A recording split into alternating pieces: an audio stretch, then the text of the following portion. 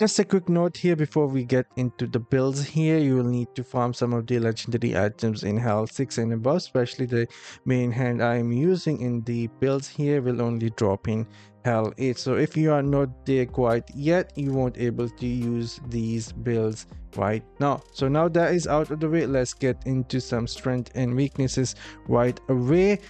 As for the builds here, these are going to be the highest AoE damage builds right now, and you will have the highest AoE damage. You will have a great crowd control with free stuns, and these builds will be easy to use on your mobile devices or any touch devices, and these builds are going to be good for free to play and spender alike. And these builds I will recommend for dungeons and challenge rift only. And as for the weaknesses, not the highest single target damage builds when it comes to guardians and dungeon bosses, and lack some mobility because we are not using the teleport, and not good for PvP or open world farm in my opinion. And stun and freeze will not work versus the bosses, the guardians that spawn in dungeons and challenge rift. Alright, so now I will be talking about some of the starter gems that I would recommend, starting with the Firmament Fang. Will increase your damage.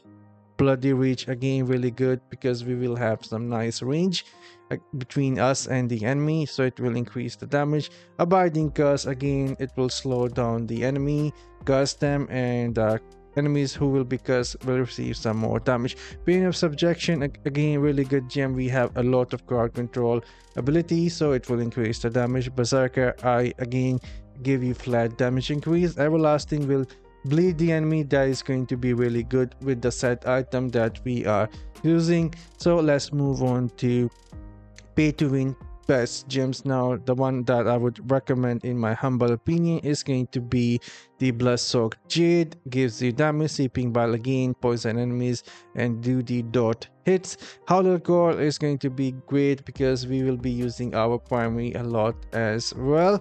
And Blessing of the Worthy is going to be good again because now that we are getting to those insane HPs in Hell 8, you can have a lot of HP. You can get a lot of HP from the Paragon as well.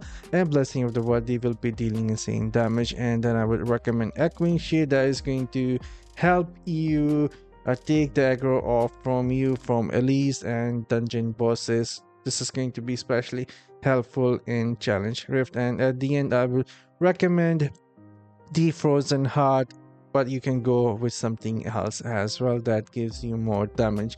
And now let's talk about the Paragon. Which Paragon tree I would be recommending here is going to be Duelist. Duelist in my opinion is going to be great for the dungeons and the challenge rift, and this is how I distributed my points inside the Duelist Paragon tree. And next let's talk about the set item. Set item I will be suggesting going with all 6 pieces of Grace of the Flagellant.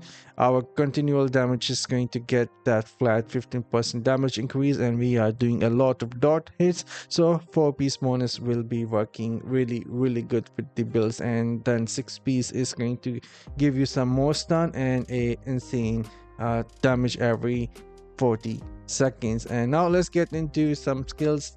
The primary is going to be the Magic Missile, so we can do some more damage against, especially against the bosses and the Rift Guardian.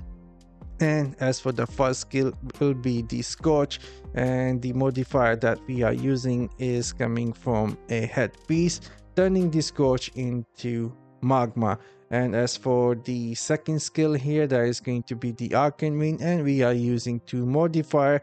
The first is going to be the weapon that drop in Hell 8. It can pull the enemies inside.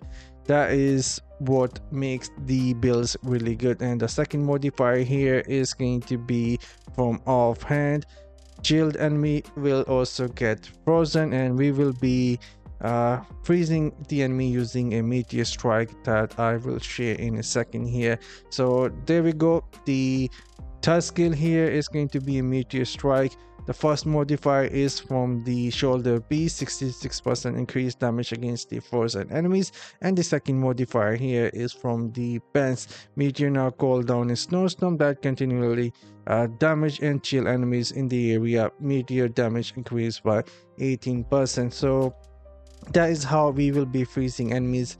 Combining the pants with the arcane wind, that is going to freeze enemies, and we will deal 66% increased damage to those enemies as well. And then we are using a lightning nova here, and there is only one modification here for the lightning nova coming from a chest piece, turning the lightning nova in fire. That is also going to put enemies on fire, so you can actually freeze enemies and start a firestorm as well. And as for the Reforge bonus, this is how I am using my Reforge bonus here. Primary attack damage increase or skill damage increase, damage done to enemies below 30% life increase, critical damage increase, and the elite damage increase. And this is a really strong combo in PVE for dungeons and challenge rift. And I'll let you guys see some of the gameplay here, and then I'll catch you guys in the next one. Until then, as always, have fun and take care, guys.